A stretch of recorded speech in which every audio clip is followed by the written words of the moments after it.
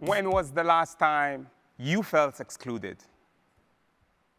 It could be from anything: a family dinner, a WhatsApp group, or a big meeting in your community. We've all experienced it. How did it feel? Now think about this another way. When was the last time you excluded someone else, even if you did not intend to? It's not a comfortable feeling. And that's why we all have a responsibility to create a society that actually works to bring people in. A society built on what I like to call radical inclusion. Radical inclusion means taking extraordinary steps, radical steps, to transform our attitudes, our systems, and our society so that everyone can contribute in the way they choose. In my home country, Sierra Leone, I've seen how hard this is. But I've also learned that it can be possible. In 2019, I was thrilled to join President Julius Maada Bio's cabinet as the Minister of Education. I was inspired by his vision of free schooling for all children.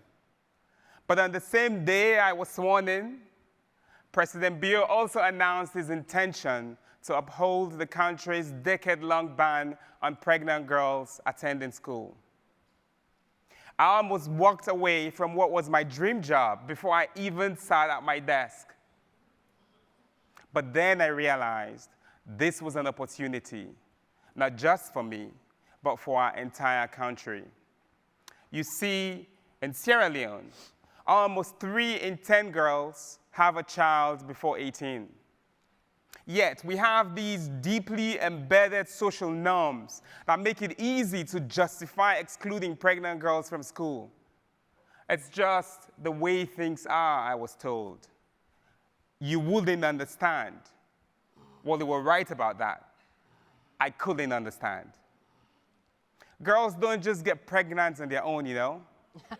Science. So it made no sense to me that boys came and went from school freely while the girls did get pregnant and had to leave.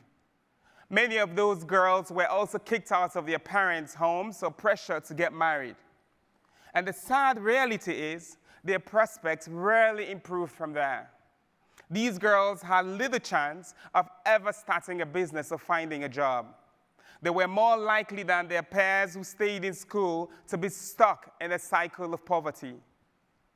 Education was their best shot at building their economic power, and our country was systematically denying them that chance. This was heartbreaking injustice, and I was determined to make things right. My colleagues and I went around the country addressing communities in town halls. We talked to religious leaders, parents, and anyone, frankly, who would listen. And we set up a sexual and reproductive task force. When we took this matter back to the president and the rest of the cabinet, I told them that ending the ban could be a powerful example of leadership by our government. That more girls in school meant more women joining the workforce, contributing to their family's income, and growing our country's economy. After some fierce debate, the president came to see the injustice for what it was. He became first an ally, and then a champion of radical inclusion.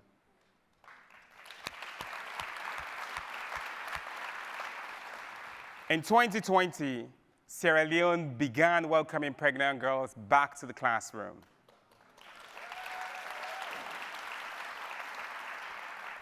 Three years later, we're already seeing more results. Hundreds of these parent learners have graduated from secondary school and are enrolled in higher education institutions. Some have even become models of resilience in their communities.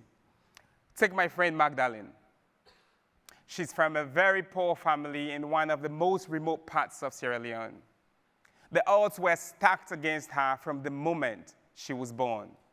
In primary school, Magdalene became blind, and at age 14, she got pregnant and dropped out of school. But because of our new policies, Magdalene, who's now 23, has returned to school. She will graduate next year, and she's already helping bring more parent learners like her back into the classroom.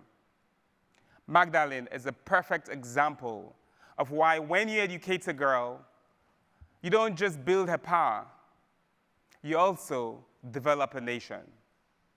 I hope other girls like Magdalene discover that their resilience is a superpower and use that power to help create more opportunities for even more girls in the years to come. Maybe then, the idea of educating pregnant girls, and frankly, every girl, won't be radical anymore. Maybe it will just be the way things are, and we will all be better for it. Thank you.